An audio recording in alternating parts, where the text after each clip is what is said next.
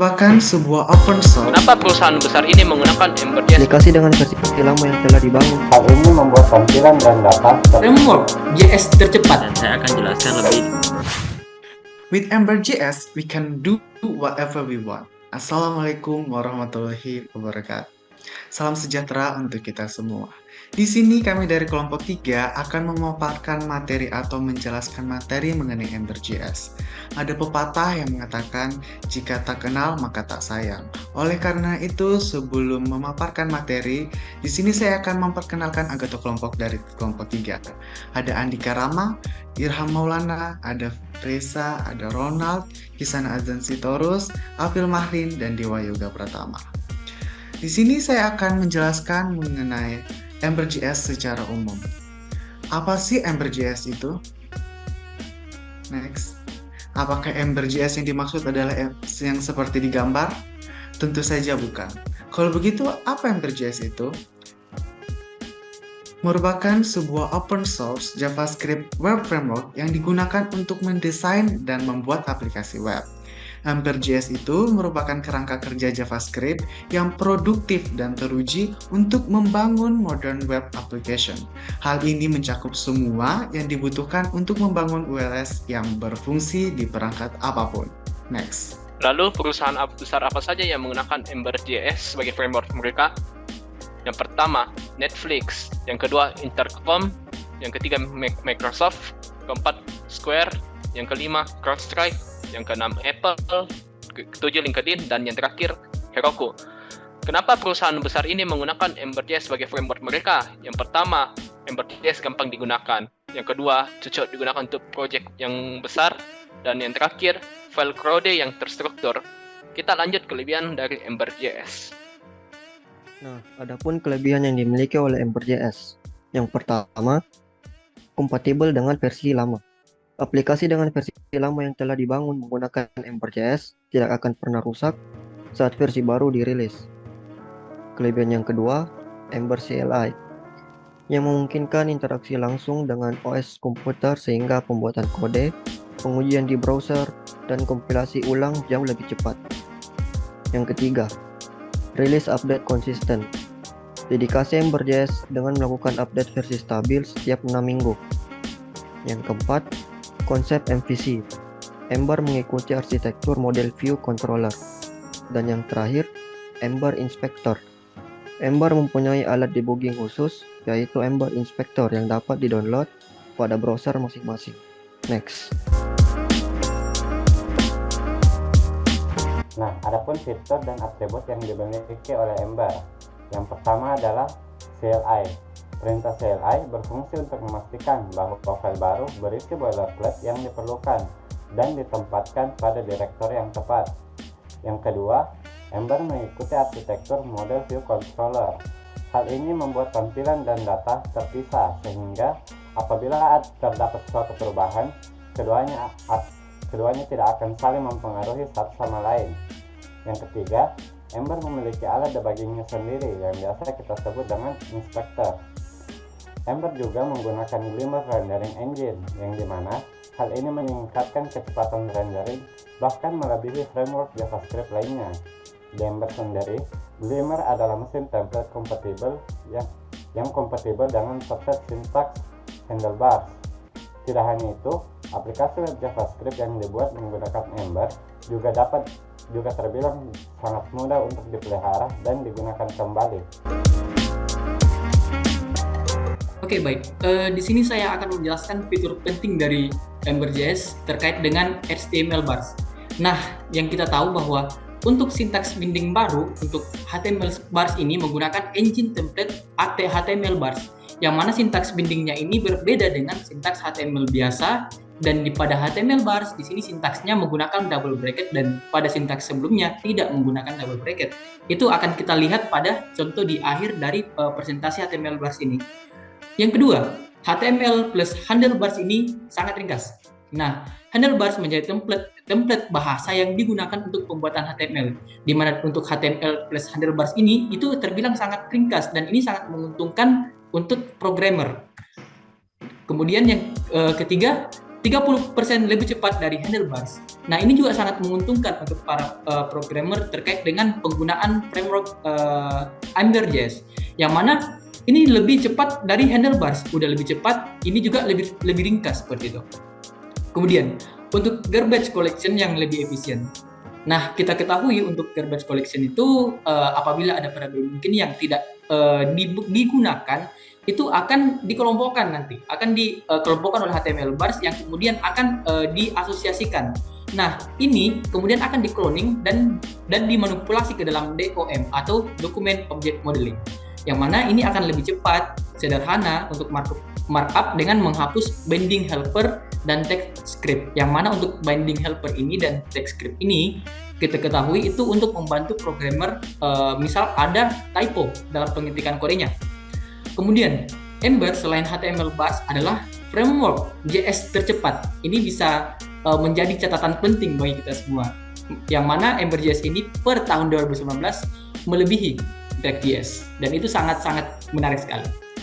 Next, kemudian di sini seperti janji yang telah saya sebutkan sebelumnya, di sini ada HTML bars, yang mana untuk HTML bars ini menggunakan double bracket.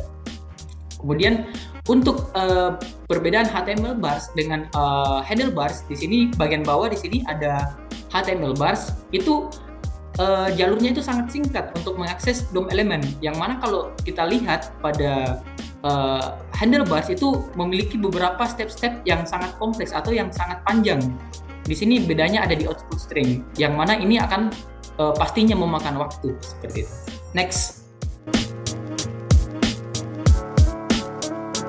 Oke, baik. Di sini saya akan memberikan sebuah contoh tentang setup dari atau setup installation dari Ember.js itu sendiri, dan kami akan memberikan sebuah contoh project yang kami bangun dari Ember.js, yaitu sebuah e-commerce sederhana yang dibangun dengan Ember.js, dan saya akan jelaskan lebih detailnya melalui contoh pengkodingan yang akan saya tampilkan berikut. Oke, baik. Di sini saya akan menjelaskan tentang setup dan installation dan apa yang harus kita pahami dalam membuat project menggunakan Ember.js. Oke, untuk memulai Ember.js di sini yang harus kita pahami adalah dasar dari HTML, CSS, dan JS, dan juga kita memerlukan sebuah Node.js untuk menginstal Ember CLI nanti. Dan juga untuk styling kita harus memahami Sass dan Bootstrap. Oke, untuk mendapatkan Node.js, di sini kita bisa mendapatkan pada laman nodejs.org, di mana kita bisa memilih versinya, dan setelah kita melakukan instalasi, kita bisa mengetikkan pada command prompt atau cmd dengan mengetikkan node min-v dan npm min-v, di mana ini untuk memastikan versi dan apakah Node.js sudah terinstall pada komputer kita. Oke, selanjutnya Ember CLI, di mana untuk menginstal Ember CLI kita menggunakan npm install min-g Ember CLI, di mana nantinya kita akan mendapatkan versi terbaru dari Ember CLI. Dan untuk memastikan apakah Ember sudah ada di komputer kita, kita bisa mengetikkan Ember min-v, dan di situ akan muncul versi yang sudah kita install. Oke, selanjutnya adalah untuk menginisiasi sebuah project Ember, di mana di sini kita harus menyiapkan folder tentunya untuk meletakkan sebuah project Ember, di mana nanti kita hanya menuliskan Ember init. Nantinya Ember CLI akan menginstalkan atau membuat file atau folder yang kita butuhkan untuk membangun sebuah project menggunakan Ember.js. Oke, selanjutnya adalah untuk Sass-nya, untuk stylingnya. Di sini karena kita sudah menginstal Ember CLI, kita tinggal mengetikkan Ember install Ember CLI Sass. Nah, di sini Ember CLI akan menginstalkan package yang untuk Sass. Jadi nantinya kita juga perlu menginisiasi Sass-nya di sini di Ember CLI build.js. Di sini kita harus memberikan informasi ke Ember bahwa Sass option extensionnya adalah SCSS, yang nantinya kita akan gunakan di stylingnya. Di sini bisa kita lihat dengan extension SCSS semua. Oke, selanjutnya untuk bootstrap. Di sini untuk bootstrap sendiri kita tinggal memberikan linknya, ya nantinya kita akan menempelkannya pada index.html yang ada terdapat di pada folder app. Nantinya untuk linknya tinggal diletakkan di bawah content overhead,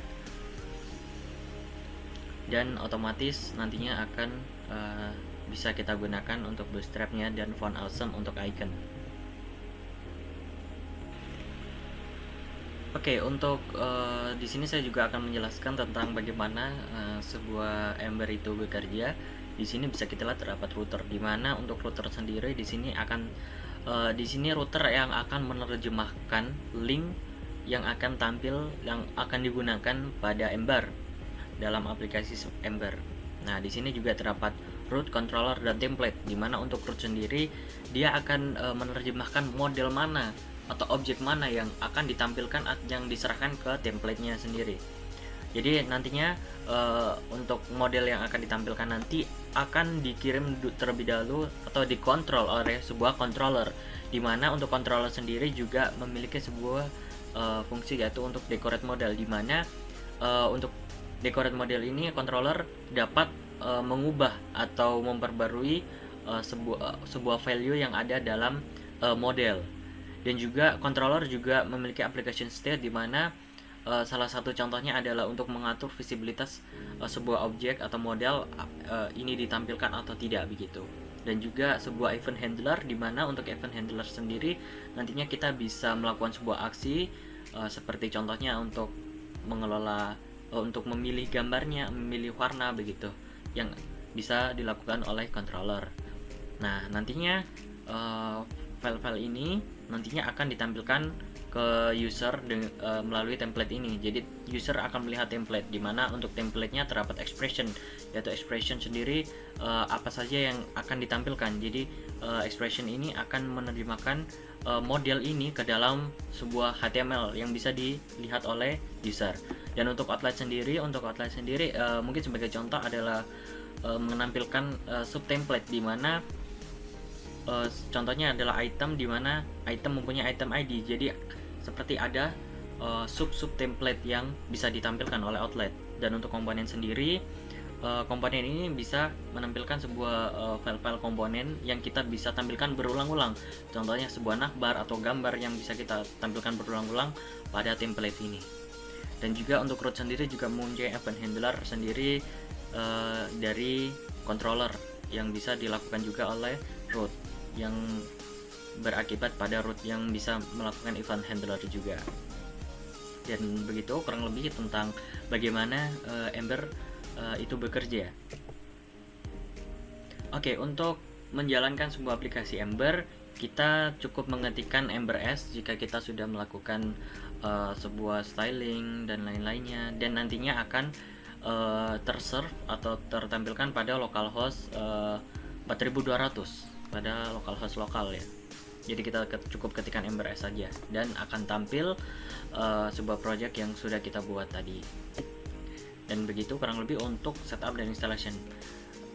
Dan setelah ini saya akan menjelaskan tentang project yang akan kita yang sudah kita buat dan akan kita tampilkan setelah ini.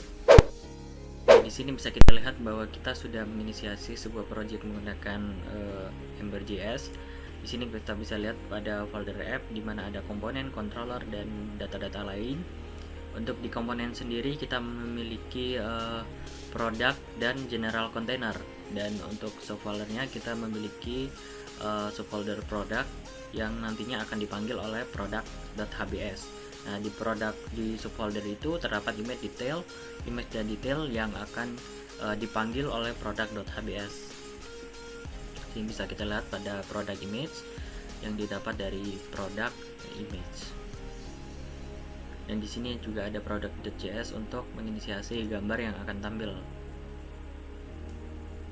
Di sini juga terdapat controller, yaitu card dan item, di mana untuk card ini akan mengatur value dari card controller. Jadi ini akan untuk shopping cardnya nanti akan kita tampilkan pada shopping cart. Jadi untuk value tentang subtotal, tax, dan total, nilainya ini akan diatur oleh controller, dan juga item. Di sini untuk item.js pada controller untuk sebagai event handlernya untuk mengatur warna yang akan tampil pada produk yang akan dipilih. Dan juga ini ada routers di mana terdapat card, index, dan item dan not found. Untuk index sendiri yang akan tampil paling awal di mana akan menampilkan sebuah produk, dan untuk card sendiri adalah yang akan tampil nanti untuk shopping cart-nya, yaitu nilai-nilai yang akan kita ambil untuk kita beli. Dan untuk item sendiri adalah item atau produk-produk yang akan tampil seperti produk 1 dan produk 2 yang akan di-padkan di item ID.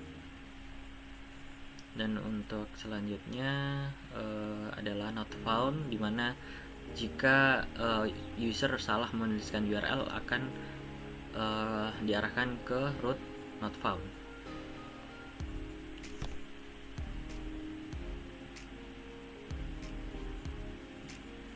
Ya, untuk stylingnya sendiri kita tadi menggunakan CSS, dimana terdapat homepage, produk, yang semua diatur dalam CSS yang diimport dari homepage dan produk. Jadi nanti diambilnya dari app CSS untuk keseluruhan file, tapi dipanggil juga pada homepage dan produk. Oke. Sini bisa kita lihat terdapat homepage dan produk, di mana di dalamnya terdapat styling yang sudah kita buat. Dan untuk template ini yang akan tampil dan dilihat oleh user, di mana di sini terdapat application, tapi ini tidak kita gunakan. Tapi ya, ini selanjutnya adalah cart, dimana seperti yang dijelaskan ini nanti untuk shopping cart-nya, dimana ada total, subtotal, dan tax. Dan selanjutnya adalah index yang nantinya akan tampil sebuah produk melalui general containernya yang ada di komponen. Dan juga terdapat item, di mana nanti ini akan menjelaskan secara detail tentang produknya seperti fitur dan gambarnya, dan juga event handler tentang perubahan warnanya. Dan untuk not found kita hanya menuliskan 404 not found. Oke, di sini juga ada FJS. Nah, ini untuk router.js-nya, ini yang akan mengatur rute atau router yang saya jelaskan sebelumnya. Di sini ada route item, dimana item ID yang akan bertambah terus seiring jumlah produknya. Dan juga terdapat rute not found, dimana URL yang salah akan ditampilkan pada not found, atau URL yang tidak dijelaskan. Untuk cart-nya terdapat pada pad shopping cart, jadi URL-nya adalah shopping cart untuk cart-nya. Dan kurang lebih seperti itu untuk rute-rute dari aplikasi kita. Nah, di sini kita akan menampilkan sebuah project Ember melalui terminal, yaitu kita tinggal mengetikkan Ember S saja dan kita tunggu sampai selesai.